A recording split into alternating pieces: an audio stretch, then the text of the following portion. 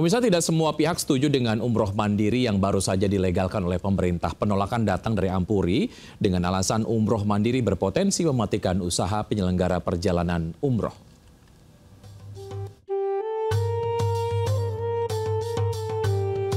Keputusan pemerintah melegalkan umroh mandiri bagi sebagian besar umat muslim di Indonesia menjadi kabar melegakan.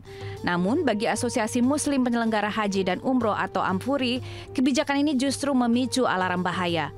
Ampuri mengkhawatirkan ancaman kedaulatan ekonomi umat di balik putusan umroh mandiri ilegal. Selama ini sektor umroh dan haji menyerap lebih dari 4,2 juta tenaga kerja. Jika peran penyelenggara perjalanan ibadah umroh lokal diambil alih untuk memuluskan umroh mandiri, maka akan mengancam runtuhnya lapangan kerja domestik. Selain itu, Ampuri mengatakan umroh mandiri sekilas tampak memberi kebebasan, namun ini merupakan celah baru tanpa perlindungan.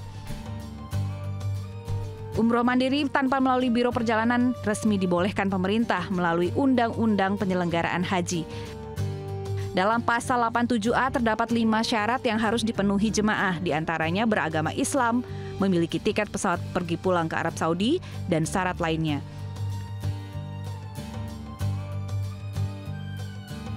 Umroh mandiri biasanya ramai dilakukan pada kalangan muda. Jemaah umroh merangkai sendiri rencana perjalanan, mulai dari membeli tiket, memesan hotel, hingga mengurus visa sendiri. Tim Liputan iNews melaporkan. Pemirsa, warung bakso berbahan dasar daging babi viral di Bantul, Yogyakarta. Akal bulus pemilik warung terungkap gara-gara tidak mau memasang pemberitahuan tentang menu non-halal di spanduk warungnya.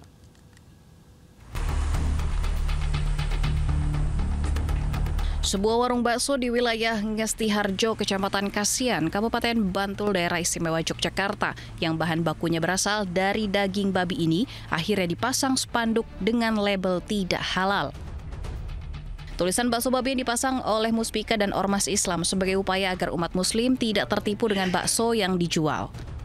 Warung bakso milik Saido, warga asal Sleman, sudah sejak lama berjualan dan sempat viral di media sosial. Bagi warga Ngestiharjo memang sudah tidak asing dan mengetahui jika bahan bakunya menggunakan bahan daging babi. Namun tidak bagi orang luar hingga menimbulkan kecemasan dan khawatir termakan oleh umat muslim. Kini warga tak perlu cemas karena label non-halal sudah terpasang di warung bakso. Pemilik warung pun tak keberatan atau mengeluh pendapatan akan berkurang setelah dipasang tulisan bakso non-halal karena mengandung daging babi. Dari Bantul, Yogyakarta, Trisna Purwoko, iNews melaporkan.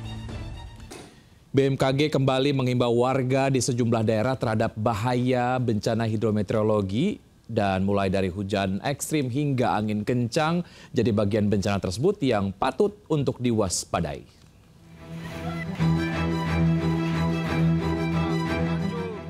Bencana hidrometeorologi mengancam sejumlah wilayah Indonesia. Menurut Badan Meteorologi, Klimatologi, dan Geofisika, bencana ini disebabkan oleh faktor cuaca serta air. Interaksi atmosfer, air, dan daratan berujung pada cuaca buruk pemicu bencana hidrometeorologi. Hujan ekstrim pemicu banjir, angin kencang, kekeringan, hingga suhu panas ekstrim menjadi penanda datangnya bencana hidrometeorologi. Tidak sedikit kerugian ditimbulkan dan juga korban jiwa yang berjatuhan usai banjir atau longsor. Kerusakan pada lingkungan serta kualitas udara juga tak bisa dihindari usai bencana alam melanda. Oleh karena itu, BMKG mengimbau masyarakat di sejumlah provinsi mulai dari Aceh, Jawa Barat, hingga Maluku Utara agar berhati-hati terhadap ancaman bencana hidrometeorologi. Langkah kecil seperti membersihkan selokan di sekitar tempat tinggal dan menanam pohon bisa menjadi upaya persiapan menghadapi bencana ini. Tidak hanya cuaca yang ekstrim, tetapi kewaspadaan juga harus ekstrim ditingkatkan untuk keselamatan bersama. Tim Liputan iNews melaporkan. Ke informasi lain, pemirsa, gara-gara LRT Jabodebek mogok, penumpang harus uji nyali. Pasalnya, para penumpang harus jalan kaki di ketinggian 12 meter menuju stasiun terdekat. LRT kenapa nih guys? LRT kenapa? Atau lagi ada Video penumpang LRT Jabodebek berjalan kaki menyusuri rel kereta Sabtu pagi di kawasan Cawang, Jakarta Timur viral di media sosial. Terlebih seluruh penumpang harus meniti sepanjang jalur dengan ketinggian 12 meter dari atas permukaan tanah. Kerusakan terjadi pada sistem kelistrikan hingga menyebabkan seluruh lintas pelayanan LRT tidak dapat dioperasikan sementara waktu. Manajer Public Relation KAI Mahendro Trangbawono menyatakan layanan LRT Jabodebek telah kembali beroperasi normal di seluruh lintas pelayanan usai perbaikan. Pemirsa, untuk kondisi terkini operasional dari stasiun LRT, tepatnya di stasiun LRT Duku Atas Jakarta Pusat saat ini sudah kembali normal, yang mana informasinya pada hari Sabtu yang lalu, tepatnya pada tanggal 25 Oktober 2025 sempat terjadi kendala teknis, yaitu informasinya adanya kendala teknis aliran listrik. Karena memang informasinya bahwa kejadian pada tanggal 25 Oktober yang lalu ini merupakan kejadian paling pertama terkait kendala aliran teknis yang menyebabkan 4 hingga sampai 5 kereta terdampak dan mengharuskan setidaknya sebanyak 655 penumpang harus turun dievakuasi melalui samping rel kereta LRT ini. Dan adapun himbauan yang dapat kami sampaikan bahwa untuk bagi para penumpang yang menggunakan dari LRT ini dapat memperhatikan barang bawaan Anda sehingga bila mana nantinya terjadi hal-hal yang tidak diinginkan dapat langsung mengevakuasi diri Anda. Dari Jakarta, Jessica Winuto, Jamie Jasin, Muhammad Zulkarnain, iNews melaporkan. Saat LRT gangguan di pagi hari, sorenya kereta api Purwojaya anjlok di Bekasi, Jawa Barat. Imbasnya 7 perjalanan kereta dibatalkan dan 16 kereta terlambat. PT KAI harus lakukan evaluasi mendalam untuk memastikan keselamatan penumpang.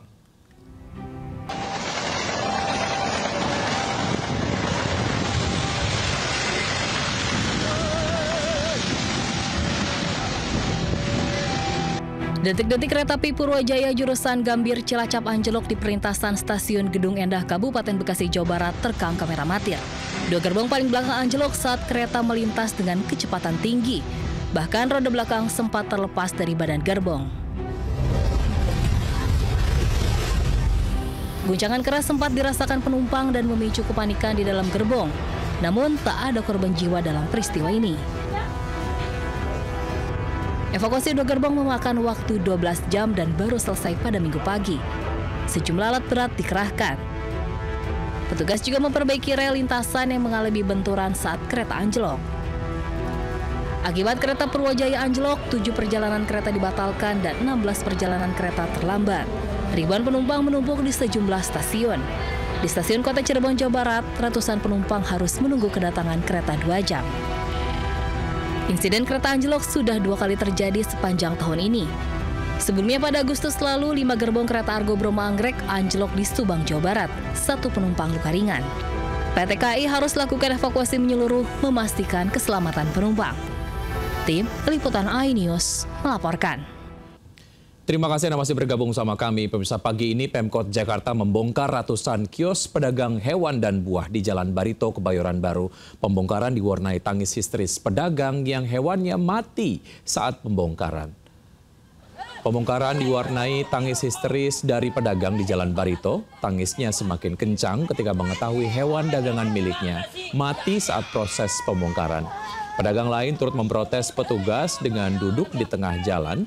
Pedagang mengaku rugi belasan hingga puluhan juta rupiah akibat pembongkaran atau relokasi kios ini. Petugas pemerintah Kota Jakarta Selatan menerjunkan 3 ekskavator dan ratusan personil untuk pembongkaran kios.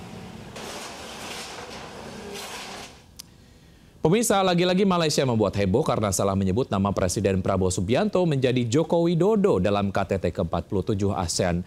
Dalam forum yang sama, Presiden Prabowo menunjukkan kehangatan diplomasi dengan Brunei Darussalam dengan menggandeng tangan Sultan Hassanal Bolkiah.